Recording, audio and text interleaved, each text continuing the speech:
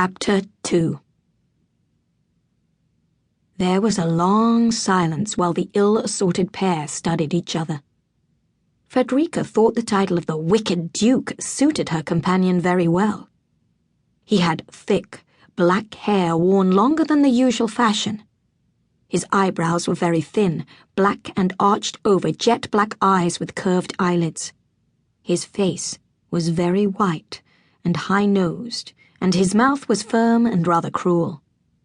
He was well above the normal height, with broad shoulders. His blue morning coat had a black velvet collar. His long waistcoat was black, as were his breeches and top boots.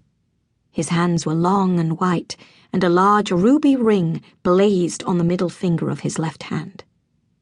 But it was not his appearance alone that made him look so satanic. It was the air of cruelty mixed with arrogance that seemed to emanate from him. The Duke saw a rather colorless schoolgirl in a very modish gown and pelisse. He noticed her take stock of him, and then saw the slight smile of distaste that curled her pink mouth. "I' faith, miss whatever your name is," he said. "I do hope your curiosity is satisfied, for I am not in the way of being stared at like some two-headed freak at Bartholomew Fair." "I beg your pardon, sir," said Frederica, quickly turning her head away. She knew she had been very rude to stare at him like the veriest yokel, but she really never had seen anyone quite like him before. Her brothers-in-law were all imposing men, but not one of them seemed so devilish as this Duke. She picked up her knife and fork again, determined to finish her food as quickly as possible and make her escape. But at that moment, Mrs. Gilpin and two waiters came into the garden, bearing the Duke's meal. For once, Frederica blessed her colorless appearance.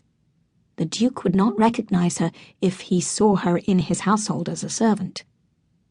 The garden was again quiet. She gave a little sigh and bent to pick up her reticule. "It is a pleasant day, is it not?" said the Duke.